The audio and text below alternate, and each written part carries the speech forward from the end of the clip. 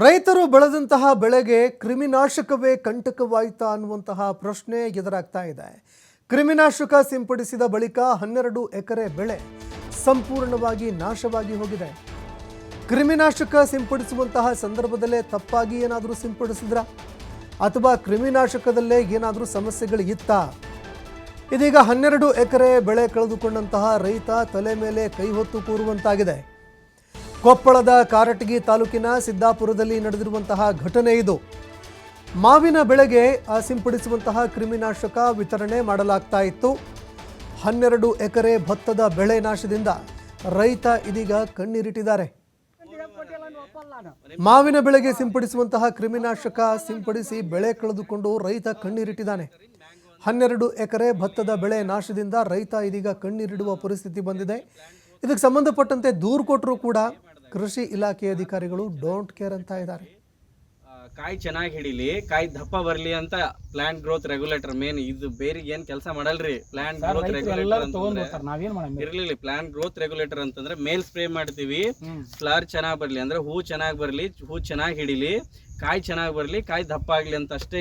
ಇದೆಲ್ಲೂ ಇದಕ್ಕೆ ನಾವು ಹಿಂಗ್ ಸ್ಪ್ರೇ ಮಾಡ್ತೀವಿ ಅಂತಂದ್ರೆ ಬೇರೆ ಚೆನ್ನಾಗಿ ಬರ್ತದ, ಅದು ಚೆನ್ನಾಗಿ ಬರ್ತದೆ, ಇದು ಚೆನ್ನಾಗಿ ಬರ್ತದ ಅಂತ ಅಲ್ಲೇ ಇಲ್ಲ. ಇದ್ರಲ್ಲಿ 3 ಡಬ್ಬಿ ಮೇಲೆನೆ ಮೆನ್ಷನ್ ಮಾಡಿದ್ದಾರೆ. It is used for mango ಅಂತಿದೆ.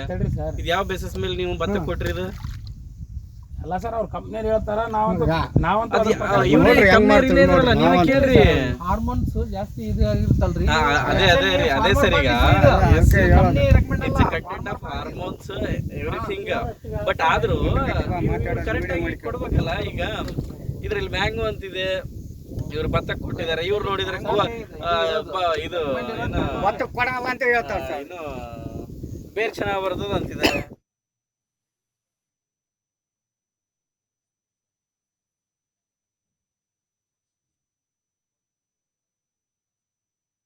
ಬಟ್ ಇದು ಯಾಕೋ ಆಗಲ್ಲ ಸರ್, ಒಂದ್ ಚೀಲ ಆಗಲ್ಲ, ಲಾಸ್ ಐತಿ. ಮತ್ತೆ ಎಣ್ಣೆ ಕುಡಿಯೋ ಪರಿಸ್ಥಿತಿ ಇದಂತ 12 ಹೊಲ ಇಲ್ಲಿಗೆ ಜಗ್ ಖರ್ಚು ಮಾಡಿಬಿಟ್ಟಿವಿ. ಇದು ಮಾತ್ರ ಶಾಶ್ವತ. ಈಗ ಬೇಕಾದ್ರೆ JDP ತಮ್ಮ ಚೆನ್ನಾಗಿ ಹೋಗೋಣ ನಡ್ರಿ, ತೋರ್ಸೋಣ. ಇದೇ ಬೆಳೆ, ಇದೇ ಬೀಜ ಇದೆ ಸರ್.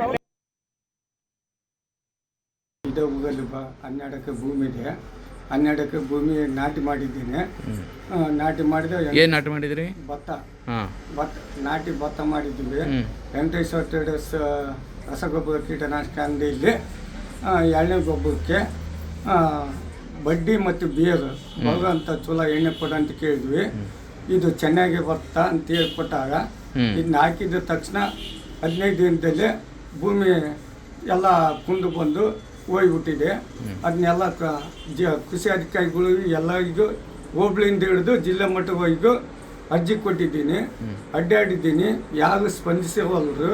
ಕೇಳಿದ ಅದನ್ನೇ ಕಳಿಸಿದ್ದೀವಿ, ಮಾಡಿದ್ದೀವಿ ಅಂತಾರೆ. ಅಂದ್ರೆ ಹೌದು, ಈ ಸಲ ಹೋದ್ರೂ ಟೆಸ್ಟಿಗೆ ಕಳಿಸಿದ್ದೀವಿ, ಇನ್ನೂ ಬಂದಿಲ್ಲ, ವಿಜ್ಞಾನಿಗಳು ಬಂದಿಲ್ಲ. ಅಲ್ಲೇ ಕೃಷಿ ಮೇಳ ಐತಿ, ಇಲ್ಲಿ ಕೃಷಿ ಮೇಳ ಐತಿ, ರಜೆ ಹಾಕ್ಯಂತ ಇದೆ ನಾವು ಹೇಳ್ತಾ ಇದ್ದಾರೆ. ನಾವು ಸಾಕಾಗಿ ಈಗ ನಮ್ಮದು 12 ಲಕ್ಷ ಬೆಲೆ ಅಷ್ಟೈತೆ. ಅದನ್ನ ಕೃಷಿ ಅಧಿಕಾರಿಗಳು ಹೇಳಿದ್ದೀವಿ, ಬಂದು ಇನ್ಸ್ಪೆಕ್ಷನ್ ಮಾಡ್ತೀವಿ ಅಂತ ಹೇಳಿದ್ರು. ಇನ್ನು ಇಲ್ಲಿವರೆಗೂ ಯಾವ ತನಿಖೆ ಹಾಕೇ ಇಲ್ಲ. ಈಗ ನಾವು ಬಡ್ಡಿ ಸಾಲ ತಂದು ನಾಟಿ ಮಾಡಿದ್ದೀವಿ. ಈಗ ಎಣ್ಣೆ ಕುಡಿಯೋ ಪರಿಸ್ಥಿತಿಯಲ್ಲಿದ್ದೀವಿ. ಇದನ್ನ ಹೇಳಿದೆ, ಇವತ್ತು ಬರ್ತೀವಿ, ನಾಳೆ ಬರ್ತೀವಿ ಅಂತ ಯಾವ ಸ್ಪಂದಿಸೋವಲ್ರು. ಇದಕ್ಕೆ ಕೃಷಿ ಸಚಿವರಾದಂಥ ಚಲುವಸ್ವಾಮಿ ಸಮಿತಿಗೆ ಲೆಟ್ರ್ ಹಾಕಿದ್ದೀವಿ. ನಮ್ಮ ಜಿಲ್ಲಾ ಉಸ್ತುವಾರಿ ಮಂತ್ರಿಗಳು, ಕೊಪ್ಪಳ ಜಿಲ್ಲಾ ಉಸ್ತುವಾರಿ ಮಂತ್ರಿಗಳಿಗೂ ಲೆಟ್ರ್ ಹಾಕಿದ್ವಿ. ಇವು ಯಾರು ಇನ್ನೂ ಸ್ಪಂದಿಸಿಲ್ಲ. ಇದ್ರ ಬಗ್ಗೆ ತಾವು ಕ್ರಮ ತಗೊಳ್ಕೊಂಡ್ರೆ ನಾವು ವಿಷಯ ಕುಡಿದು ಸಾಯ್ತಿದ್ದೇನೆ. ಇದೇ ಹೋಗಲಿ ಈ ಬಗ್ಗೆ ಮತ್ತಷ್ಟು ಮಾಹಿತಿ ಕೊಡ್ತಾರೆ ಪ್ರತಿನಿಧಿ ನಾಗರಾಜ್. ಫೋನ್ ಸಂಪರ್ಕದಲ್ಲಿ ಜಾಯ್ನ್ ಆಗಿದ್ದಾರೆ. ನಾಗರಾಜ್, ಕೊಪ್ಪಳದ ಸಿದ್ದಾಪುರ ರೈತರು ಇದೀಗ ಕಣ್ಣೀರಿಡುವಂತಹ ಒಂದು ಪರಿಸ್ಥಿತಿ ಎದುರಾಗಿದೆ. ರೈತರನ್ನ ಮೋಸ ಮಾಡುವಂತಹ ಒಂದು ಪ್ರಕ್ರಿಯೆ ಏನಿದೆ, ಇವತ್ತು ನೆನ್ನೆದಲ್ಲ, ಅಂಗಡಿ ಮಾಲೀಕರು ಮಾಡಿದಂತಹ ಒಂದು ಮೋಸಕ್ಕೆ ಇದೀಗ ರೈತ ಬಲಿಯಾದ್ನ ಹೇಗೆ ಅಂತ? ಸಂತೋಷ್, ಇತ್ತೀಚೆಗೆ ಅಕಾಲಿಕ ಮಳೆಯಿಂದಾಗಿ ಭತ್ತ ಬೆಳೆಗಾರರು ಇವತ್ತು ಸಂಕಷ್ಟಕ್ಕೀಡಾಗಿದ್ರು. ಅದರ ಬೆನ್ನಲ್ಲೇ ಇದೀಗ ಏನು ಕ್ರಿಮಿನಾಶಕ ಒಂದು ವಿತರಣೆಯ ಒಂದು ಅಂಗಡಿಯ ಮಾಲೀಕರನ್ನ ಎಡವಟ್ಟಿನಿಂದಾಗಿ ಸರಿಸುಮಾರು 12 ಎಕರೆ ಬೆಳೆ ನಾಶಗೊಂಡು ಹೊತ್ತು ರೈತರ ಸಂಕಷ್ಟಕ್ಕೀಡಾದಂತ ಘಟನೆ ಕೊಪ್ಪಳ ಜಿಲ್ಲೆಯ ಕಾಟಗಿ ತಾಲೂಕಿನ ಸಿದ್ದಾಪುರ ಗ್ರಾಮದಲ್ಲಿ ನಡೆದ ಅಂತ ಹೇಳ್ಬೋದು. ಏನಲ್ಲಿ ಭತ್ತದ ಬೆಳೆ ಬಂದಿರುತ್ತೆ, ರೈತರು ಭತ್ತದ ಬೆಳೆ ಸಂದರ್ಭದಲ್ಲಿ ಕೆಲವೊಂದಿಷ್ಟು ಕೀಟ ಬಾಧೆ ಬಂದಿರುತ್ತೆ. ಇಂಥ ಸಂದರ್ಭದಲ್ಲಿ ಹೋಗಿ ಅವರು ಕ್ರಿಮಿನಾಶಕ ವಿತರಣೆ ಮಾಡುವಂತ ಅಂಗಡಿ ಮಾಲೀಕರು ಹೋಗ್ತಾರೆ, ಅದು ಖಾಸಗಿ ಒಂದು ಅಂಗಡಿ ಅಂತ ಹೇಳ್ಬೋದು. ಅಲ್ಲಿ ಹೋಗಿ ಈ ರೀತಿ ಸಮಸ್ಯೆ ಆಗಿದೆ, ಆ ಕಾರಣಕ್ಕಾಗಿ ಕ್ರಿಮಿನಾಶಕ ಕೊಡಿ ಅಂದಾಗ ಅಲ್ಲಿ ಏನು ಅಂಗಡಿ ಮಾಲೀಕರು ಏನ್ ಮಾಡ್ತಾರೆ, ಏಕಾಏಕಿ ಮಾವಿನ ಬೆಳೆಗೆ ಸಿಂಪಡಿಸುವಂತ ಕ್ರಿಮಿನಾಶಕನ ವಿತರಣೆ ಮಾಡ್ತಾರೆ. ಇಂಥ ಸಂದರ್ಭದಲ್ಲಿ ಆ ರೈತನಿಗೆ ಹೇಳ್ಬೇಕಾಯ್ತು, ಇದು ಮಾವಿನ ಬೆಳೆಗೆ ಮಾತ್ರ ಬರುತ್ತೆ, ಭತ್ತದ ಬೆಳೆಗೆ ಬರಲ್ಲ ಅಂತ ಹೇಳ್ಬೇಕಾಯ್ತು. ಆದ್ರೆ ಹಣದ ಆಸೆಗೆ ಈ ರೀತಿ ಮಾಡಿದ್ರೆ ಗೊತ್ತಿಲ್ಲ. ಆದ್ರೆ ಮಾವಿನ ಬೆಳೆಗೆ ಸಿಂಪಡಿಸುವಂತ ಕ್ರಿಮಿನಾಶಕವನ್ನ ಫ್ಲೆವಿಟ್ ಅಂತ ಬರುತ್ತೆ, ಆ ಕ್ರಿಮಿನಾಶಕವನ್ನ ವಿತರಣೆ ಮಾಡಿರ್ತದ್ದು. ಅದನ್ನ ತೆಗೆದುಕೊಂಡಂತ ರೈತ ಏಕಾಏಕಿ 12 ಎಕರೆ ಬೆಳೆದಂತ ಭತ್ತದ ಬೆಳೆಗೆ ಸಿಂಪಡಿಸಿದನೆ.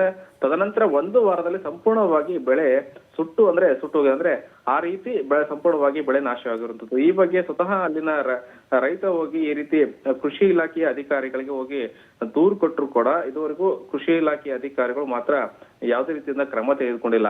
ಮತ್ತು ಏನ್ ದೂರು ನೀಡಿದ ತಕ್ಷಣ ಕೆಲವೊಂದಿಷ್ಟು ರೈತ ಸಂಪರ್ಕದ ಇಲಾಖೆಯ ಅಧಿಕಾರಿಗಳು ಬಂದು ಭೇಟಿ ನೀಡಿ ಇಲ್ಲ ಇದು ಮಾವಿನ ಬೆಳೆಗೆ ಸಿಂಪಡಿಸುವಂತ ಕ್ರಿಮಿನಾಶಕ ವಿತರಣೆ ಮಾಡಿದರೆ ಇಂಥ ಸಂದರ್ಭದಲ್ಲಿ ಅಂಗಡಿ ಮಾಲೀಕ ಹೇಳ್ಬೇಕಾಗಿತ್ತು. ಆದ್ರೆ ಈ ರೀತಿ ನಮ್ಮ ವತಿಯಿಂದ ಕೃಷಿ ಇಲಾಖೆಯಿಂದ ಯಾವುದೇ ರೀತಿಯಿಂದ ಪರಿಹಾರ ನೀಡೋಕೆ ಸಾಧ್ಯ ಇಲ್ಲ.